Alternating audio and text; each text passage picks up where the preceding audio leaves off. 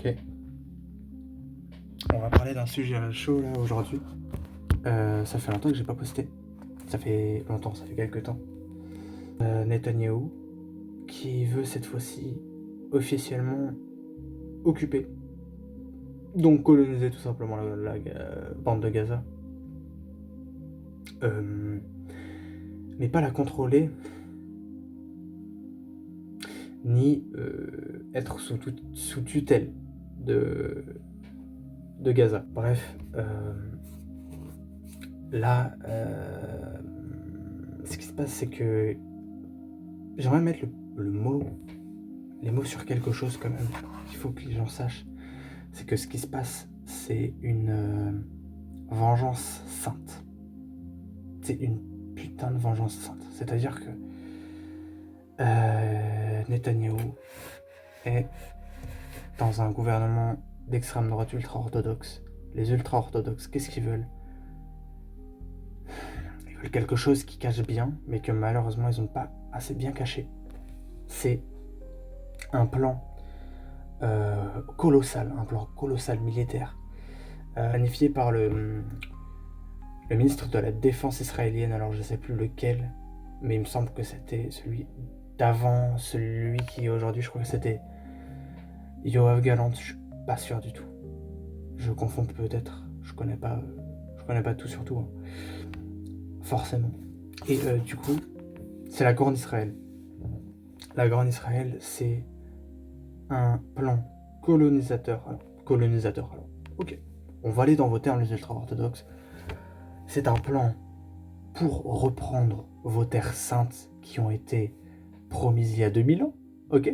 C'est bon, ça vous va ? J'espère que je vais pas me faire buter par le Mossad. Non, en vrai, du coup, c'est vraiment le fait de récupérer la terre sainte que les ultra-orthodoxes voulaient. Ça contient une partie de l'Égypte, l'Iran, l'Irak, le Liban, la Jordanie, la Cisjordanie, la Palestine. 7 putain de pays. Il y a aussi un bout de l'Égypte, je suis pas sûr que je l'ai dit. Si. 7. Vous vous rendez compte ? Et si on voit bien la chose, je vais peut-être pas dans l'ordre, mais bref. Liban, ils ont bombardé le Liban. Iran, ils ont bombardé l'Iran. Irak, ils ont bombardé l'Irak. Palestine, ils ont bombardé la Palestine. Oui, ça c'est sûr. Liban, Jordanie, ils ont bombardé la Jordanie. Cisjordanie, ils ont bombardé, mais pas vraiment que bombardé, ça c'est un petit peu plus complexe. Ils ont colonisé la Cisjordanie avec les colons israéliens, tout ça. Et le bout de l'Égypte, ils ont pas touché parce que qui va toucher à l'Égypte ? L'Égypte est beaucoup trop puissante. Ils vont les réparer.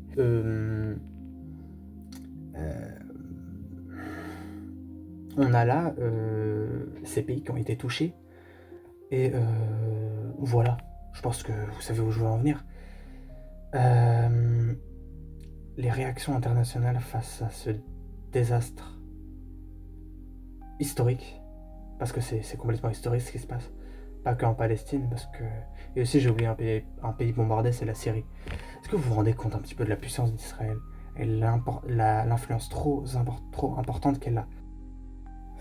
Et j'aimerais terminer la vidéo sur un manifeste que j'ai reçu à mon anniversaire, qui parle justement, pas précisément du plan d'Israël, mais de ce qui se passe à Gaza. Et donc c'est un historien à Gaza qui donc a réussi à passer par les mailles du filet médiatique d'Israël et a réussi à entrer à Gaza. Ce qui, je vous le rappelle, est extrêmement difficile pour un journaliste ou quelconque personnalité, parce que ils veulent pas qu'on sache ce qui se passe là-bas. Donc voici, c'est le livre. Du coup, voilà, on a un historien à Gaza et on a donc la bande de Gaza, un petit descriptif en décembre 2024. Et un petit descriptif avant les attentats du 7 octobre. Vous pouvez voir à quel point c'est différent. Et donc voilà, troisième page de couverture. C'est un livre assez chargé en émotions quand même. Et donc voilà. Et donc c'est pas forcément un livre que je vais, vous vous doutez bien, lire comme ça.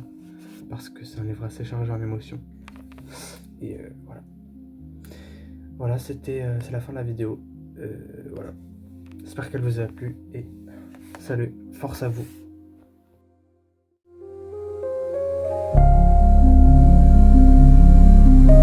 Israël bloque depuis le 2 mars l'entrée de toute aide humanitaire dans la bande de Gaza et certains meurent de faim. La foule se bouscule devant les points de distribution de riz et parmi elles, énormément d'enfants. Karima Saidi, Barbara Chal. Nous voulons de la nourriture, nous voulons vivre. Montrant des casseroles désespérément vides, ces enfants du camp de réfugiés de Khan Younes à Gaza lancent un appel au monde. Je n'ai même pas 12 ans et j'ai été témoin de plusieurs guerres. Il y a 2 mois, l'ennemi israélien a fermé les points de passage vers Gaza et a interdit l'entrée de nourriture et de médicaments. Et maintenant, nous souffrons de la faim. Depuis le 2 mars, Israël impose un blocus humanitaire strict sur Gaza. Chaque jour, ces enfants doivent littéralement se battre pour boire, se nourrir, survivre.